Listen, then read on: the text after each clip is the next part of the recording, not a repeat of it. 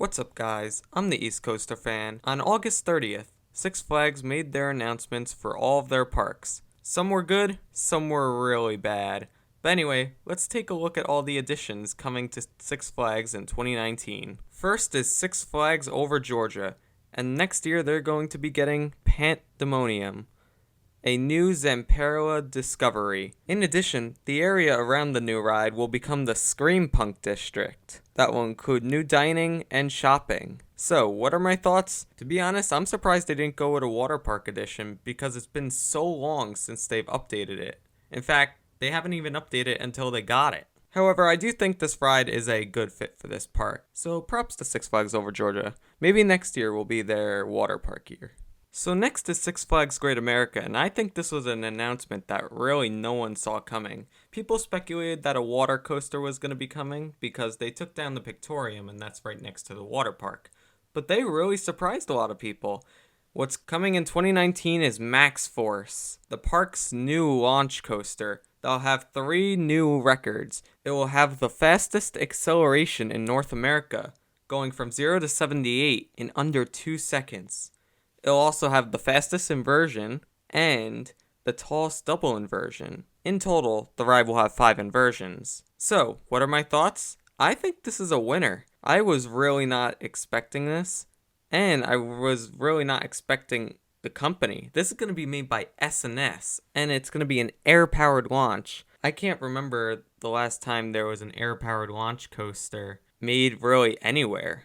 Although the look and feel of this coaster seems to be a lot like Full Throttle, it's going to be a very short ride, and if you actually notice, at the end of the double inversion, it's almost like a dive loop, but it has the brakes on it, similar to Full Throttle's Final Drop. Plus, when it launches, you can actually see there's a mini bunny hill, so there might be actually good pops of air on this ride too. But I think this is a winner for Six Flags Great America because this was the steel coaster that they were missing. They needed a launch coaster and they needed a signature steel coaster. They have X-Flight, they have Raging Bull, but those aren't really stand out. I think this is going to be the coaster that's going to make people want to come to this park. Oh, Six Flags Over Texas. Not a lot of people were happy with what you announced. You're getting what Six Flags is claiming to be the world's largest loop coaster. This is going to be called the Lone Star Revolution. And yes, the park is calling it their 14th coaster. You know, it's going to be the typical Larson Super Loop, so really nothing exciting. I just hope that they get a real coaster in their future soon. Next is the Great Escape in New York, and they made actually a pretty big announcement. They're going to be transforming their water park, which I believe is Splashwater Kingdom, into Hurricane Harbor. And they're going to be adding 2 new rides. Bucket Blasters, which is a shooting ride, with water guns and it spins and all that. And Shipwreck Cove, which is going to be an interactive water structure by the looks of it. But they're also going to be adding new dining locations and relaxing areas. And I think this is a really good addition. I've heard that their water park there is actually pretty good. Although, once again, just like Six Flags Over Texas, I feel like this park should be getting a coaster soon. Will Six Flags actually give them a coaster? Probably not, but I think they deserve it. Alright, this is the big announcement. The one for Six Flags Magic Mountain. The one coaster enthusiasts stayed up till 1 for on the East Coast. This is West Coast Racers, the world's first racing steel launch coaster, and Magic Mountain's 20th coaster. Now this ride's pretty interesting. It's like if Twisted Colossus was completely a steel coaster. This is going to be made by Premier Rides, and it's going to have 4 launches in total. And actually, it's going to be a Mobius loop coaster, so very similar to Twisted Colossus. Basically, when you're finished with one side, you'll go right on the other side. And I think it's good because without that, the ride looks really short. And in between, there's actually going to be sort of theming with a pit stop. Now, this coaster is a partnership with this company called West Coast Customs. And they're going to be helping design the cars for the ride. And I can imagine like the station and the area. In fact, the area around it, where Apocalypse and Cyclone 500 go-karts will be getting a re-theme of some sorts with a new LA-centric urban theme. Now, the coaster itself looks really good. I think it'll be a great fit at Magic Mountain, But do they really need this? I mean, they already have a launch coaster, they already have a dueling coaster. So this addition kind of seems irrelevant and unnecessary. However, I think it'll do very good. Plus, it'll rejuvenate that area of the park, which when I was at the park, it was really dead. No shops were open. Apocalypse wasn't open. And on a busy day, that area should have been a lot more crowded. I only really have 2 complaints with this ride. One is that with the animation, it shows this coaster having over-the-shoulder restraints, almost like Tempesto. And I'm not sure really how this is going to work if it does have it, because Tempesto is more of a compact ride. This is much more spread out. So maybe the over-the-shoulder restraints won't be as annoying, but they will be a little bit frustrating if they are there. However, in the promo art, it only shows it with lap bars, so really, I don't know. My other complaint is that I think they should have gone with a different color for one of the sides. Yellow's great, but I think the white, people are going to associate that, especially the GP, with Full Throttle. I mean, come on, you got white track and black supports. But anyway, I think this is one of the better announcements from Six Flags this year. Six Flags Mexico, or Six Flags Mexico, after coming off their Wonder Woman coaster, is expanding their kids area. They're kind of doing what Six Flags Over Georgia did years ago. They're adding a DC Super Friends area and a Bugs Bunny Boomtown. Now, I think this is a great addition. They're going to be adding a lot of kids' rides after going years focusing mainly on adults and teenagers. Like, look at the past couple of years. They've added a lot of thrill rides to this park, so a children's expansion is definitely needed here. The other international park, La Ronde, is going to be getting their own Super Loop. Yeah, it's called Chaos. Yeah, that's like really all you need to know. Super Loop. Calling it a coaster. That's it. Now talk about another unexpected announcement from Six Flags New England. Everyone thought they'd be adding a Tourbillon, the ride that they added to Six Flags Great Adventure and Six Flags Over Texas. And from the looks of it, it actually looked like a Tourbillon. But in fact, they're not getting it. They're getting the same ride that the Great Escape got last year and calling it Cyborg. Kind of a not so great announcement. However, they did get a thrill ride last year, so I kind of get why. However, they say this is going to have some type of theming of some sorts, whether this is going to be inside a building or it's going to have effects. I don't really know. This is kind of like a mystery. People might brush off this announcement, but I think it might be a really underrated hit. And maybe if this is successful, you could take other areas like Six Flags Great Adventures Theater and put one in there. And that would be a great ride.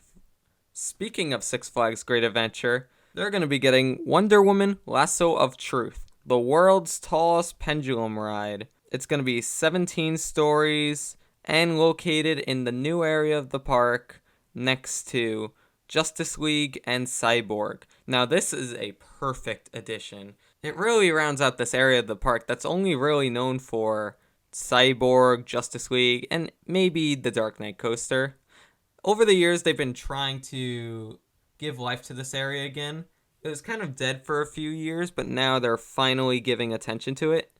And actually, in the past, they did have a Frisbee. So this can actually be nostalgia for the past guests.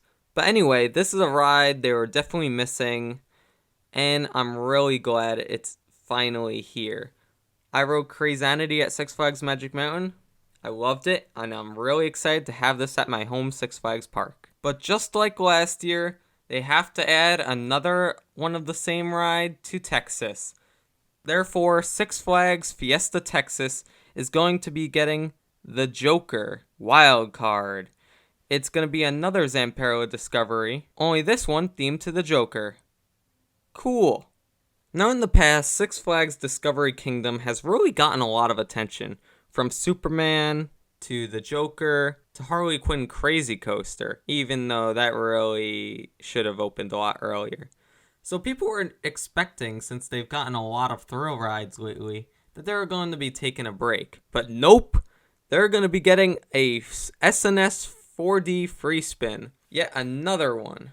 And this one's themed to Batman. And since Six Flags likes to use their trademarks, they're calling it Batman the Ride. Now, props to Six Flags Discovery Kingdom. I'm surprised this didn't leak early or anything, because this is actually a really big announcement, and they really didn't do a lot of teasing for this at all. So not a lot of people were expecting this announcement, but I think it's a great addition for this park. They have a lot of low capacity rides, but it's not as big of a park. Plus, it fits under that height limit that they have of under 150 feet. The new coaster will look really great next to all the other DC character coasters and rides. Hurricane Harbor and Concord is getting another splash ground. Yay! Six Flags St. Louis. You always get something interesting every year, and this year is no exception. They are getting a Zamperla Endeavor, really similar to an Enterprise if you've never seen it, but they're calling this one Supergirl, which is really interesting, a name I don't think has really been given to any Six Flags ride before. So expect this trademark to become the new Wonder Woman and Harley Quinn in the future. But I feel like Six Flags St. Louis really needs more. They really need a coaster, especially a SNS 40 Freefly. I think, though, this park just needs a lot of fixing up. They have a lot of trouble, especially with their coasters and rides, and they just need a lot of help. Six Flags America will be transforming their roller coaster, Apocalypse The Last Stand, into Firebird. This is going to be a stand-up to floorless transformation, similar to what they did to Mantis into Rougarou at Cedar Point. And as good as it is for the legs of many riders, this is kind of going to be a bad ride, only because it doesn't really have a lot in its layout. Now I get it, it was the first B&M coaster ever made, and I'm glad that they're preserving it, but it's probably not going to be that great of a ride experience. Also, it's kind of weird that the last thrill coaster they got is the same as this. Weird. Now, Darien Lake, a new park added by Six Flags, is actually becoming Six Flags Darien Lake again. Now, if you don't know, they dropped this park when they were having trouble a couple years ago, but now they're finally taking it back, and they're adding a Sky Screamer, which, if you actually listen to the locals, they're really excited about this ride. Apparently, this park doesn't get additions that often, so it'll be nice to get some every year now. But anyway, this is going to be your typical Sky Screamer, 240 feet high, but an overall good fit. Now, Frontier City is expanding their kids area also, which actually will include another coaster. This is going to be a kiddie coaster. Not a lot of people have really picked up on this, but again, it looks like another great addition. Plus, they're also adding Holiday in the Park, which will expand their season. Finally, our last park is not even an amusement park, it's a water park. Hurricane Harbor in Huastepec, Mexico is adding King Cobra, a clone of the King Cobra at Six Flags Great Adventures Hurricane Harbor. Now, I've personally never been on this water slide, but I've always wanted to. This thing looks really cool and unique. And yet another great fit for the water park.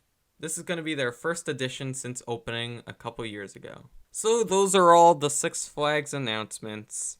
And I think this is going to be a great year for Six Flags. Overall, I think the announcements for this year are much better than Cedar Fair. However, that might change with a couple more announcements coming up. But anyway, if you liked this video, please make sure to give it a like. If you really liked it, make sure to subscribe. I'll see you guys later. Bye!